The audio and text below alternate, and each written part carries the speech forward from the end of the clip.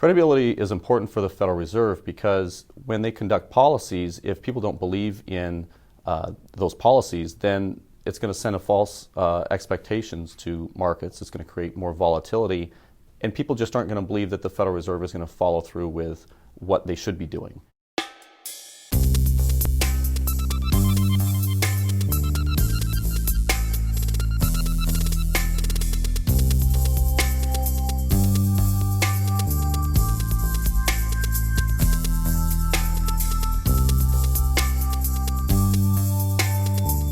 The focus of my research as it relates to credibility looks at the difference between what the Federal Reserve is actually saying it was doing, that is, in terms of the federal funds target rate, and what the actual Fed funds target is.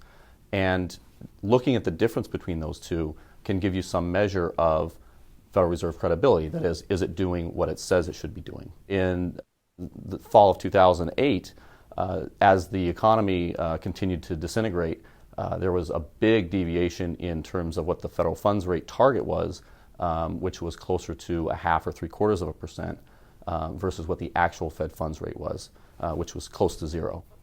The Fed Challenge is a monetary policy competition held locally at the Boston Federal Reserve. I've been involved in this for several years, and essentially it's a group of 5 undergraduate students who compete with other local colleges and universities by creating a monetary policy recommendation in front of Federal Reserve judges. Last year we won the regional competition, and because of that we went to Washington, D.C., where we competed at the Board of Governors. In that competition we also beat the other schools who were the regional winners of their brackets. We won the national championship, so that was a really neat thing. To help students prepare for the Fed Challenge, my co-advisor and I have developed a class, which is essentially a monetary policy boot camp.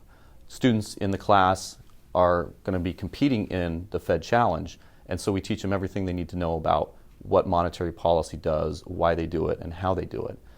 It's a very rewarding experience for the students because it gives them a very entrenched look at how the limitations of policy and also in what ways the Federal Reserve can influence policy in the broader economy. When students start explaining to potential employers about the Fed Challenge and what they've accomplished, the critical thinking skills, the competition, the intense understanding of monetary policy, financial markets, credit markets, that is an amazing accomplishment and something that employers are looking at. Not only do they have an understanding of what's going on in the economy, they also understand how to interact and be a team player and to contribute to something greater than themselves.